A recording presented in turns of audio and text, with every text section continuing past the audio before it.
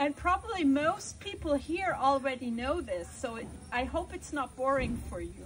Lielākā daļa, protams, jau zinās to, ko mēs šodien rādīsim, bet, nu, jūs ceru, ka jums patiks.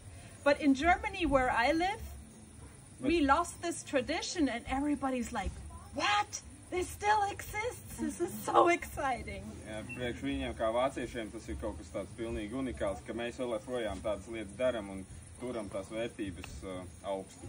And it really touches people's hearts. So I hope this also, even if you know it, touches your heart. Un atsauksmes Vācijā ir bijušas ļoti, ļoti labas, un cilvēkiem tiešām tas ir tā kā gājis pie sirds, un viņi cer, ka arī jums tas patiks, kā viņi ir atspoguļojis un interpretējis šo pasauli mūsu.